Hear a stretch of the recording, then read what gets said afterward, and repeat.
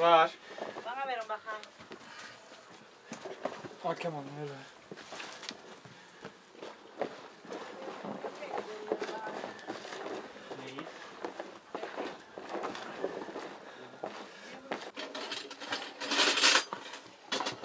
Yine bak ha. Ne o? Peynir.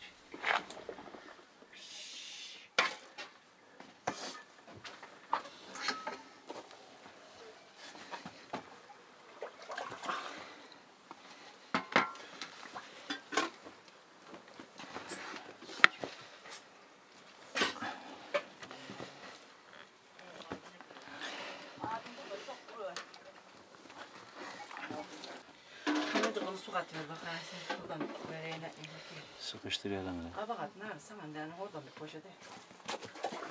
Sudan bak atıyor.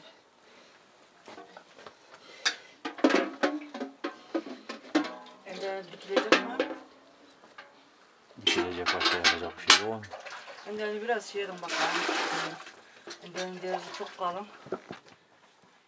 Ben şurayı hazırlayayım. Topunu samamışım. Çok ısladım.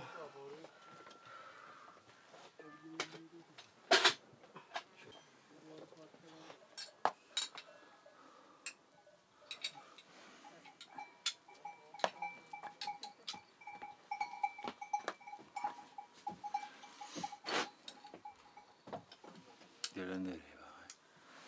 Nerede geldin ha? Delik orası zaten. Geldin ya buraya. Kaç bakayım. Burada. Hı? Şurada. Nerede?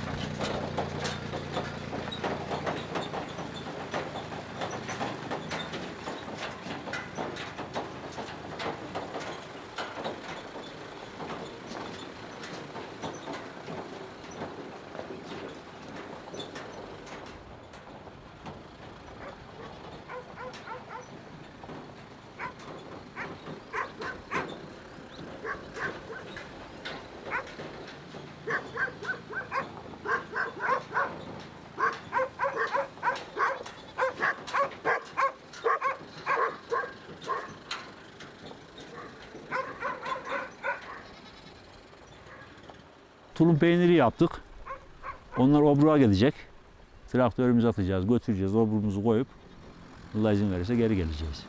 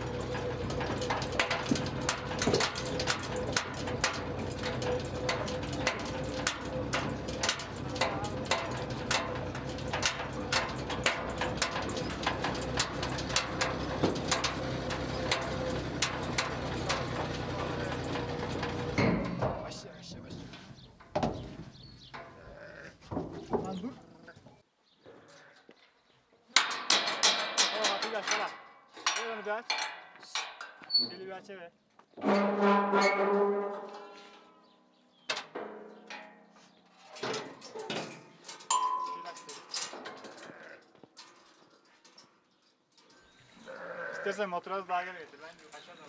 Lan nereye kaçacak? Salıveren diye koçu.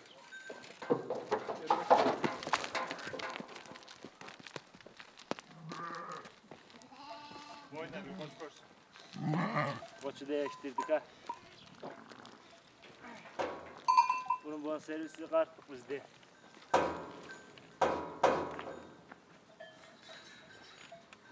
Haber de çıkacağız ya.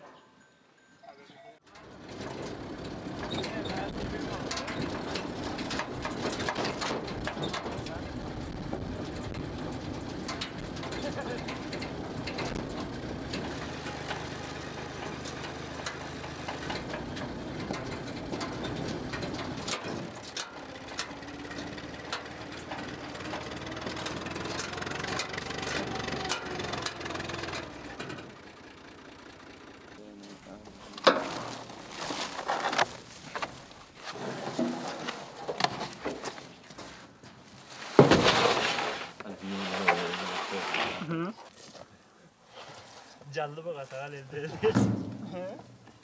Dedi canlı mı oldu?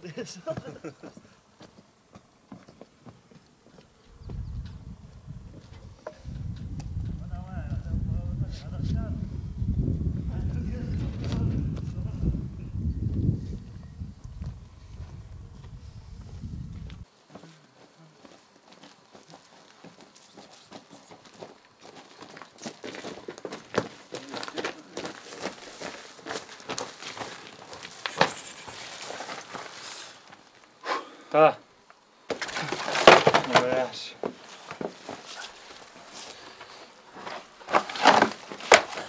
Dene öyle atsan daha iyi.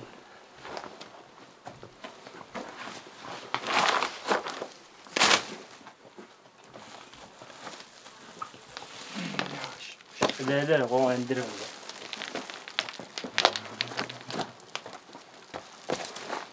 Hani dipçiciliğe o kadar güzel. Büyükler mi? Yoksa çok. Dipçiz. Müsaade mi? Şöyle bağlı var. Şimdi şöyle oluyor. Saldı mı? Salma ha.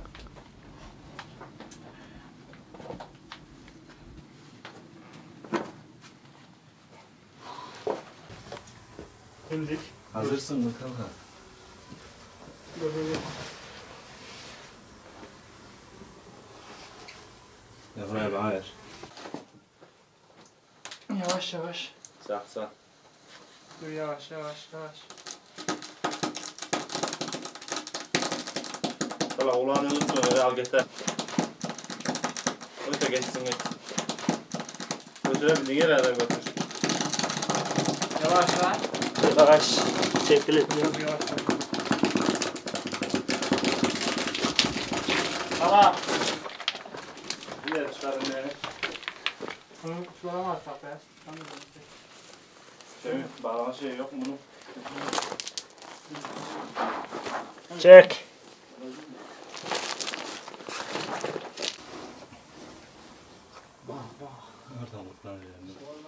Güneş görmeyen, soğuk, tulumu besleyebilecek şekildeki yere obruk diyoruz. Temmuz ayının sıcağından, şundan bundan korunması için Orada Kasım'a kadar, hava serinliğe kadar kalıyor. Gelsin çek de. Tutarsa. Yavaş yavaş. Yavaştan yeter. Onun peynire faydası, peynir organik, obruk organik, doğal. Her şey güzel, lezzet farklı. Yani bir bushaneyle bir obruğun peynirini kıyaslayamazsın, o farklı bir şey. Evet, 100 lirasına çık. Al.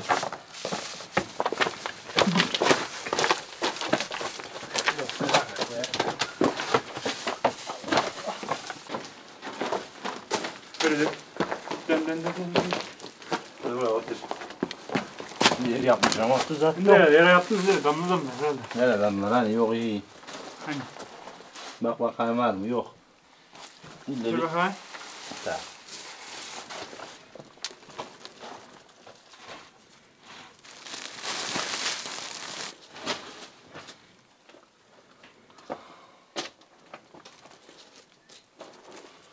Biraz daha karıştırsana toprağı.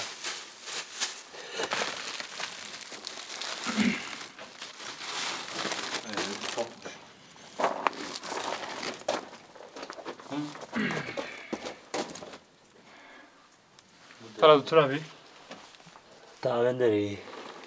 Biberi kime yese işi bitmiş. Öyle mi? Dur. Hiç işaret neydi yok bunda. Evet uzatıyor tamam. Uzatma nasıl andırırız? At bakalım. Tam ne yapın olmuş lan bunda.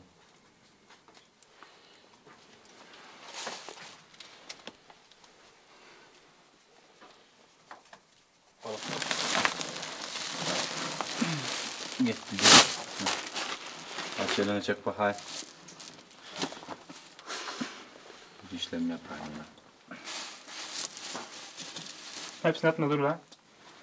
Yapma hemen. Bunların bunların. Burada bir yerde küçük yarı var bunun. Orada bas.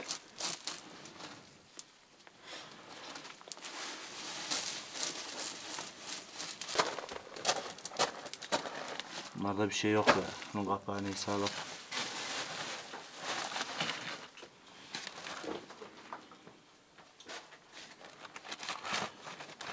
Bunlar değil de sıkıntı olmaz. Bu daha da önemli. Altını bir çevirsen ailecek bu kaldı. Bir şey yok altında. Dur bakayım.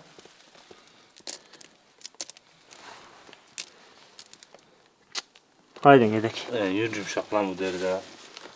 Bir yere baksınlar. Kalıp gibi olmaz yani. Basamayaklar demek ki. Haydi.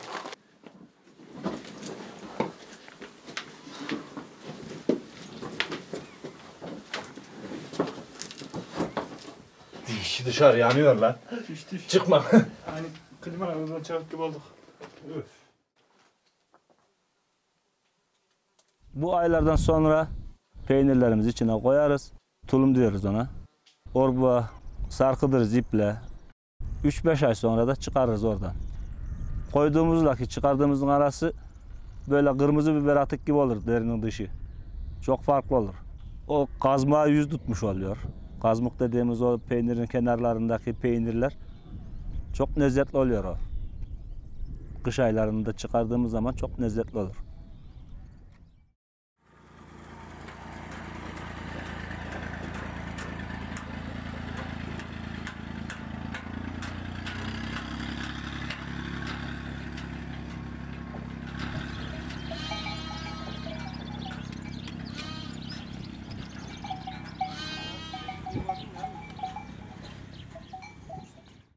Ben Güzeloluk köyünden Cavit Göktepe. 8-10 yaşımızdan beri bu memlekete gelip gidiyoruz. Halen de devam ediyoruz yani. Ama şimdi sonra yeni gelen nesil diyelim. Artık bu işleri yapar yapmaz tam bilmiyoruz. İşte böyle hayat şartları, göç, koğun devam ediyoruz yani. Normal şehirdeki yaşamla buranın yaşamı çok farklıdır. Yani şehirdeki bir adamı getirsin de bunu yap desen yapamaz. Yani bir noktada yapar, bir noktada bırakır. Yani bu uzun süre yapacak bir şey değil aslında. Ama biz çocukluktan alıştığımız için ebemizden, dedemizden, babamızdan, annemizden gördüğümüz için kanaat ediyoruz bu işe. Bu yani öyle bir sıradan yapılacak bir iş değil bu aslında. Bu canlı hayvanın riski çok fazladır. Bunun gecesi, gündüzü, saatin, dakikası yoktur. Ali, sağ tarafın ilerisine bak bakayım, orada bir sırtı var mı? Herhalde o. Oradan abi, sırtından biliyorum.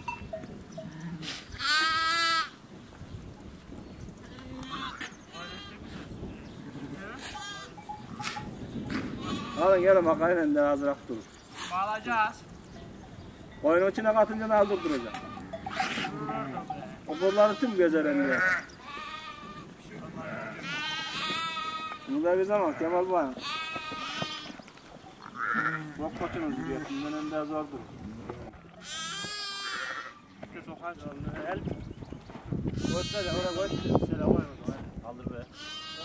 Ne yaptın? Tut. Ademim var.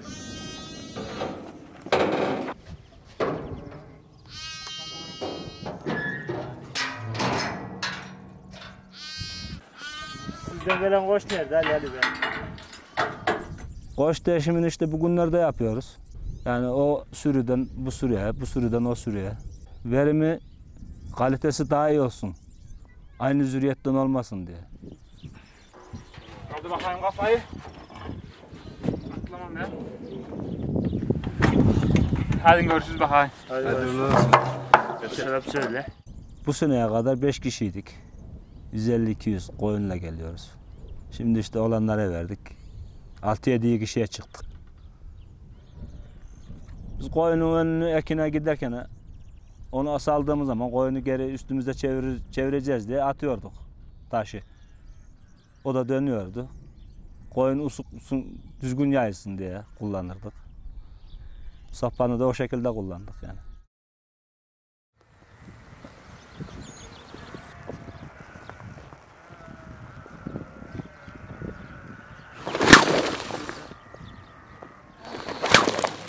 Ona keçi kılından kıl yapardık onun ucuna önceleri. Şimdi onu yapmadık da. O keçi kılı ses çıkarırdı ondan. Sesi çıkardı mı koyun üstümüze dönerdi yani.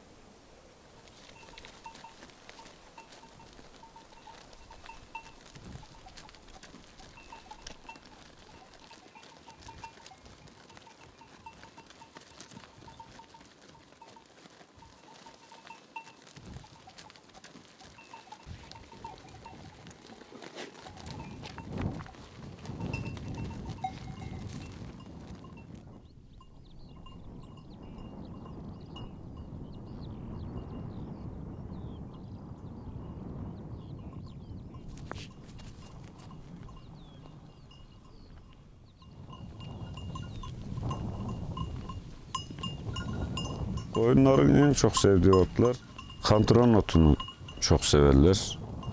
Yoncayı çok severler. Kekik. Beyaz çiçekli bir keven var. Onu gördüğümüz zaten uçuşurlar. Buna benzer ismini bilmediğimiz birçok ot var.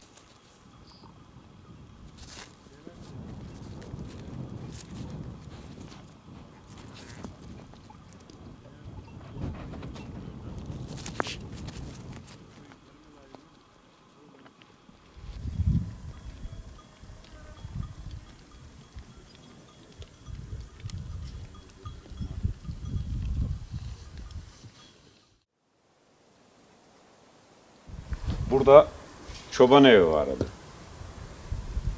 Koyun bazen gündüz geliyor buraya.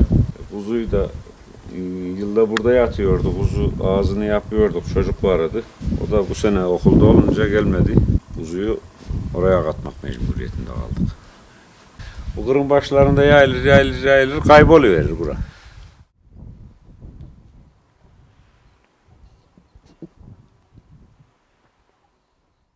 Burada 2 tane dübek var. Şurada. Biri bu. Bir defa vardı. Şurada mıydı? Herhalde buradalar. Koyun doldurmuş. Bunlar da eskiden tahıl döverlermiş. Tarhana yaparlarmış. Düğünlerde tahıl yemeğe verirler. Ona benzer şeylermiş. Eskiden düğünler hep bu kırlarda olurmuş. Bir de sinek olayı var. Sinek olayından çok rahatsız oluyor koyun. Burada hiç sinek yok bak.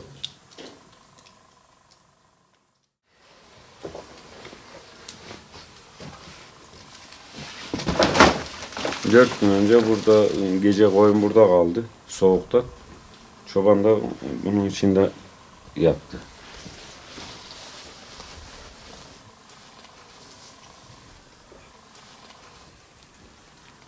Eskiden güz mevsiminde bunları herkes yapardı. Şimdi yapmaz oldu. Millet her şeyi bırakıverdi.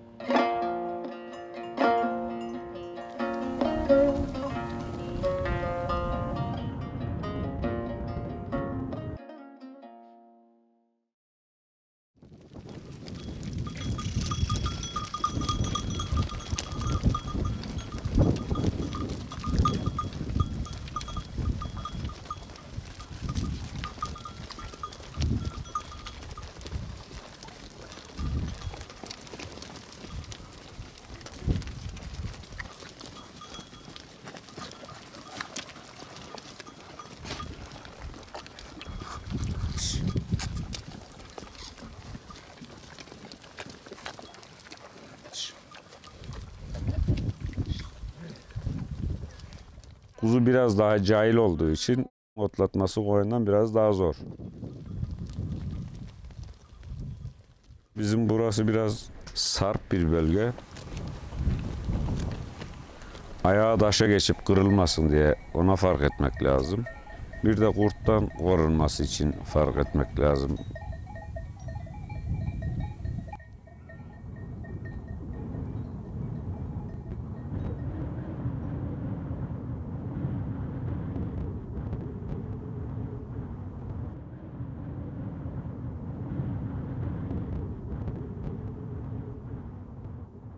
Ağrıma oluyor.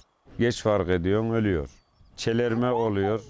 Aşısını yapıp olmazsan ölür. Yokluğunu fark ederiz. Kuş döner, kuştan haberimiz olur.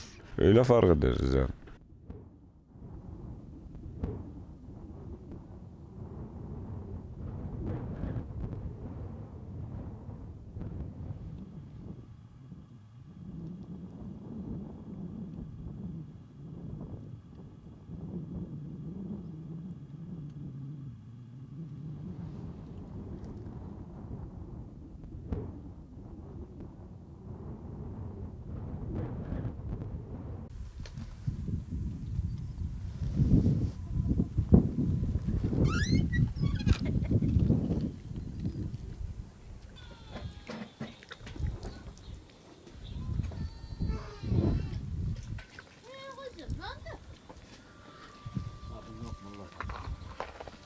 Taban orada bir maşraba daklığının içinde varmış.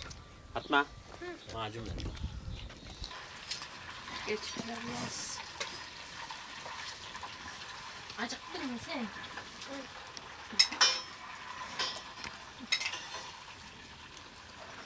Buraya mı gidiyor? Azıcık orada duralım.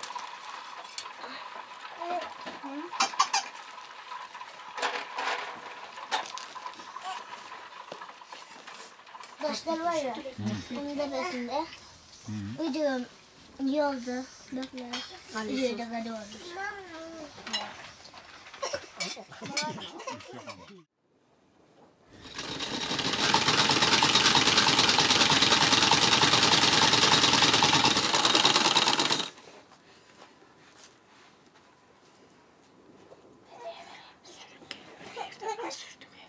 Yunal gel.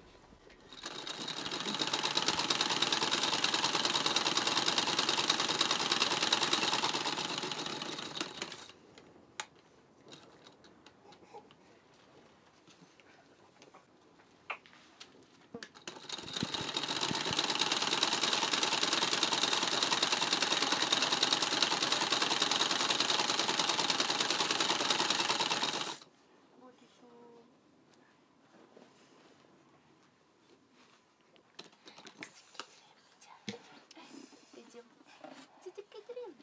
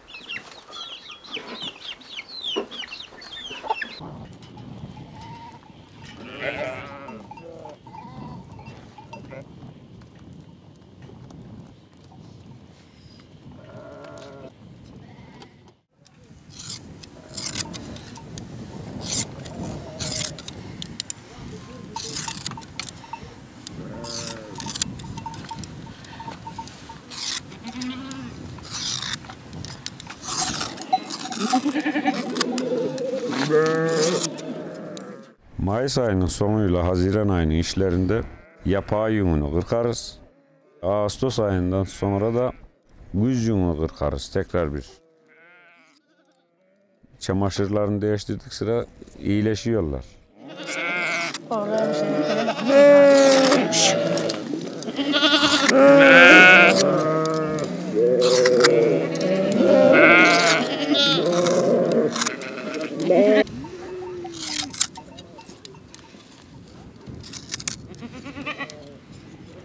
Babanı sana verelim mi? Haydi çevici kaçırırız. Ya ben tutarım haydi. Sen niye tutuyorsun ya? Haydi. Şöyle tutarım. Acaba ya. Bir de tut. Bir de dedeye verelim. Amcaya da verelim.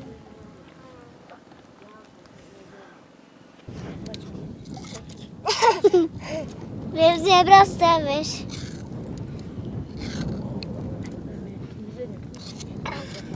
Tamam. Şimdi biraz daha vereceğim sana. Ah. Ben mi? Niye gülüyorsun?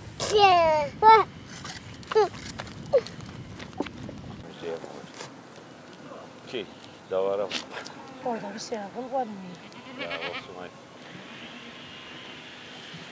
Anca o da denk getirebilir.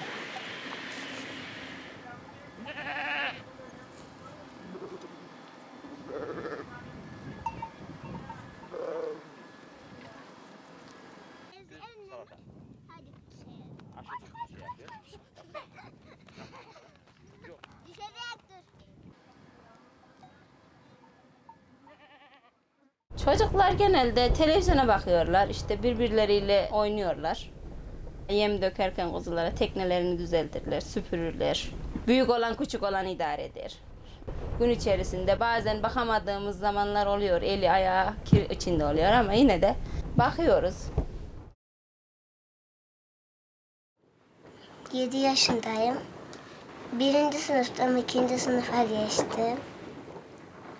3 kardeşim var. Biri büyük, biri küçük. Yaylada kardeşime bakıyorum. Yani birazcık da zor. Hırsızlık yapıyor. Su oynuyor. Çamur oynuyor. En çok sevdiğim iş Fevzi'ye bakmak. Fevzi'yi çok seviyorum. Canım sıkıldığında Fevzi beni kovalıyor, ben onu kovalıyorum.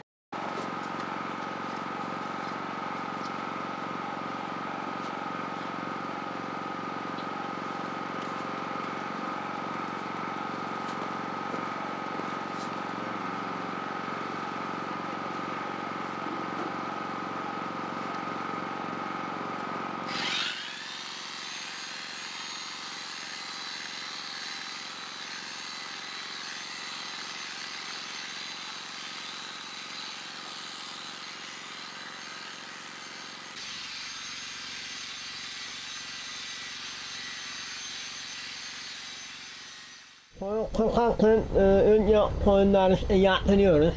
Karnının altında korkuyoruz. Kesmemeye dikkat ediyoruz. Bir koyunu en fazla 3 ya da 4 dakikada kırkarsın. Daha erken kırkma şansın da olur da işte o koyuna bağlı.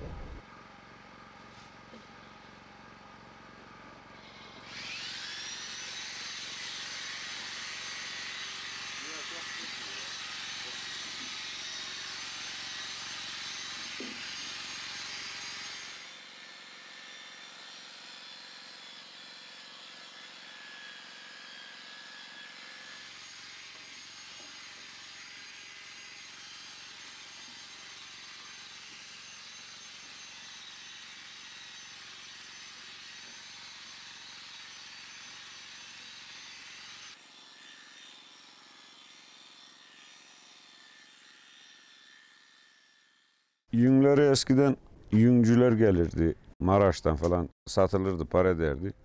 Şimdi alan yok. Eskiden çok kıymetliydi. Doğudan gelirlerdi, alırlardı, orada yatak kururlarmış. Gençler evleneceği zaman. Ama 8-10 senedir hiç alan gelen olmuyor, yakıyoruz. Yani bir milli servet yanıyor. Mesela bir zamanlar derisi para ederdi. Arada bir de o da para etmez oldu. 3-4 liraya alan yoktu. Bu sene biraz kıpırdamış, 40-50 lira derler. O bari para etse. Yani biz deri işleyecek değiliz de ekonomiye katkı olsun ya.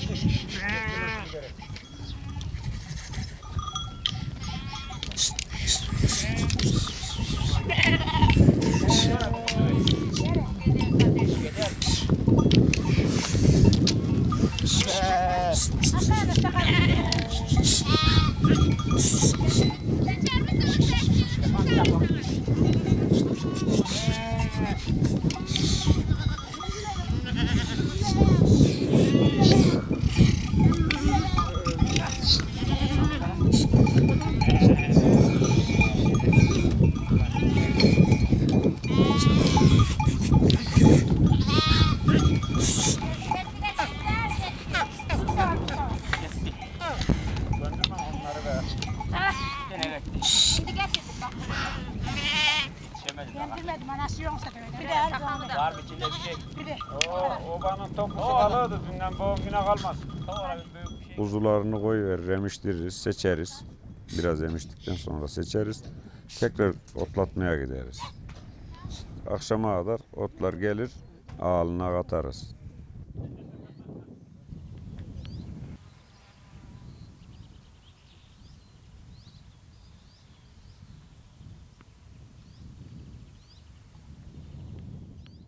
Isınmada kullandığımız işte dağda kar yıkığı, kuru ağaç, kırma. Onları getiriyoruz. İşte sobada peynir pişiriyoruz. Sobada çocuklar ısınıyor. Ağacın türü ardıç var zaten genelde burada. Yani ardıcın da bu kar koparı, kendi kuruyuğundan özellikle seçilip öyle getiriliyor. Yani yaş işi biraz insanın vicdanını sızlatıyor, yaş kesme. Onların değerini anlatamayız biz. Yani bu ardıç ağacının bilhassa değerini anlatamayız. Yani onların her türüyle, bu dalıyla, yaprağıyla, odunuyla, bak demin de anlattım. Kış gününde bunun dibine otur, en kötü şartlarda kendini bir muhafaza altına alırsın. Bunun haricinde hiçbir ağaçta alamazsın bunu. Yani şimdi bir köpek kış gününde mutlaka bir ardıç dibinde yatır. Çünkü niye? Bunun dibi sıcak. Yağmurlu olduğu zaman mesela bu dolum olur riskinde altına girip ondan faydalanıyor. Sıcak havada gölgelenmek için faydalanıyor. Koyunlar da o şekilde faydalanır.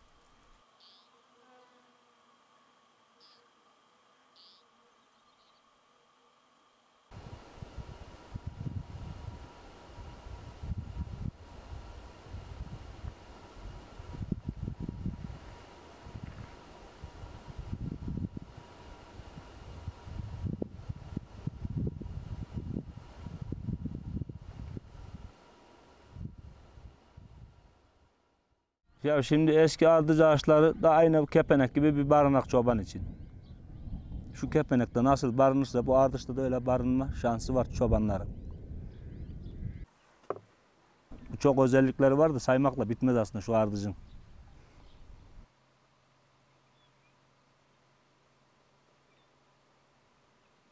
Dozeri sokuyor. Mesela şurada aşağı git, bu ardıç ağacının hiç yoksa en az 2000 senelik, 1000 senelik ağaç var. Kokunu söküyor, bu sefer kurumaya mahkum ediyor. Ondan sonra yeniden dikiyor. Kes, sat. Kaç senede yetişecek? Birinci konu bu.